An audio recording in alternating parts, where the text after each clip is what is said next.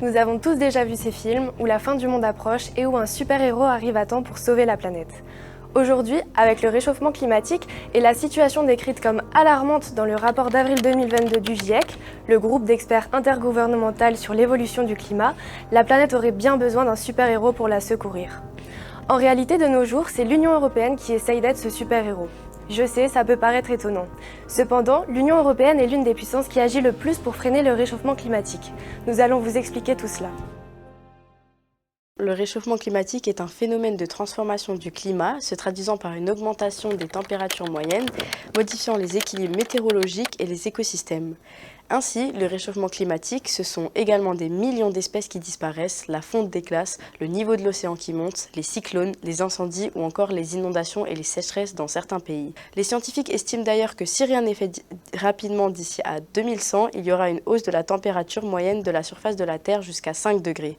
Vous l'aurez compris, tout cela fait peur. Il faut donc agir.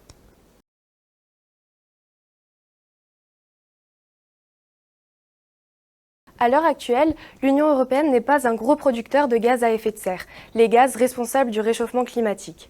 En effet, elle produit 9% des émissions mondiales, contre 29% pour la Chine. Cependant, par le passé, le continent européen a énormément émis de gaz à effet de serre, et ces émissions ont eu de nombreuses conséquences.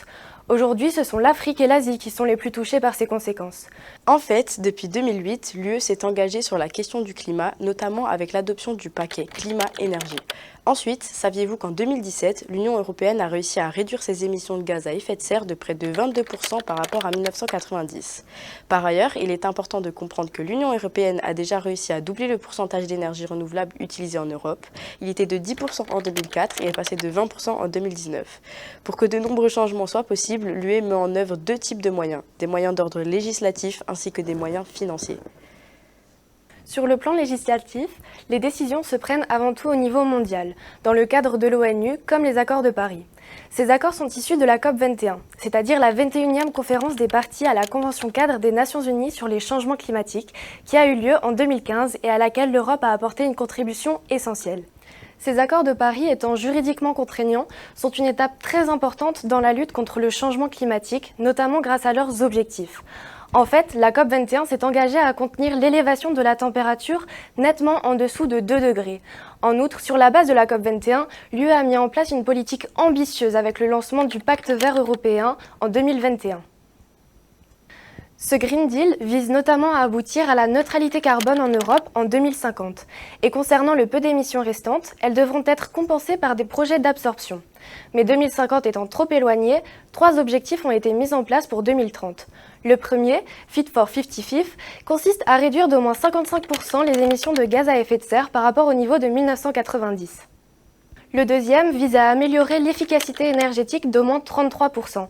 Et enfin, le troisième est que l'énergie de l'Union européenne doit pouvoir provenir à hauteur de 40% minimum d'énergie renouvelable. Pour mener à bien ces objectifs, des décisions phares ont été prises comme la fin de la vente des voitures thermiques d'ici 2035. Enfin, l'Europe va même plus loin. L'accord concernant la loi européenne sur le climat visant à inscrire dans la législation l'objectif de réduction des émissions de gaz à effet de serre à l'horizon de 2030 a été adopté par les ministres de l'Union européenne en juin 2021. Bon, désormais place aux moyens financiers. Parlons tout d'abord de la BEI, c'est la Banque européenne d'investissement. En effet, pour tous les projets à impact positif sur le climat, elle investit déjà 15 milliards d'euros et souhaite doubler ce montant d'ici 2025.